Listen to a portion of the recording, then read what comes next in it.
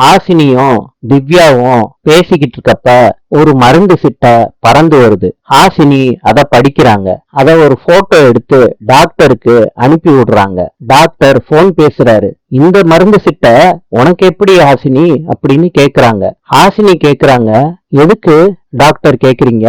Doctor சொல்றாரு, இந்த மருந்து அபாஷனுக்கு உள்ளது. கேட்ட உடனே ஹாசினி ஷாக் ஆறாங்க.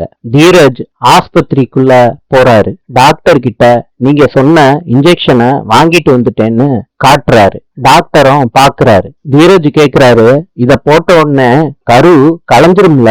இத டாக்டரும் ஹாசினியும் கதவுக்கு பின்னாடி இருந்துகிட்டு ஒட்டி கேக்குறாங்க. ஹாசினி சொல்றாங்க டாக்டர் கிட்ட, மீனாட்சியோட கருவை தீரஜ் கலைக்க பாக்குறாரு. எப்படியாவது நம்ம தடுத்துடணும் டாக்டர் அப்படின்னு சொல்றாங்க. டாக்டர் கிட்ட ஹாசினி சொல்றாங்க, பைரவி மூலியமா மீனாட்சியோட கருவை கலைக்காம இருக்கிறதுக்கு ஒரு ஐடியா யோசிச்சுட்டேன் டாக்டர் அப்படின்னு டாக்டர் கிட்ட சொல்றாங்க. டாக்டரும் கேட்டுட்டு சூப்பர்னு சொல்றாரு. பைரவி அந்த ஆஸ்பத்திரியில வார்டை திறந்து வைக்கிறாங்க. டாக்டர்லாம் அந்த வார்டுக்கு பைரவிய கூட்டிட்டு போறாங்க.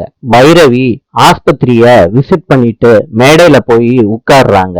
அப்ப ஹாசினி மேடையில மைக்கு முன்னாடி சொல்றாங்க, பைரவி அம்மா அவங்க மகனை எவ்வளவு சிறப்பா வளர்த்திருக்காங்கிறதுக்கு மீனாட்சிங்கிற ஏழை வீட்டு பொண்ண அவங்க மகனுக்கு கட்டி வச்சிருக்காங்க. அந்த ஏழை மருமக இப்ப கர்ப்பமா இருக்கா. இத கேட்ட உடனே பைரவி மேடையிலேயே ஷாக் ஆறாங்க. ஹாசினி சொல்றாங்க மேடையிலேயே, பைரவி மேடம் நீங்க பாட்டியாக போறீங்க, வாழ்த்துக்கள். கூட்டத்துல மீனாட்சியும் முத்துப்பாண்டியும் கேட்டுக்கிட்டு இருக்காங்க. மீனாட்சிக்கு சந்தோஷம் தாங்கல, சிரிச்சுக்கிட்டு இருக்காங்க. இத கேட்ட உடனே நாளை சந்திப்போம்.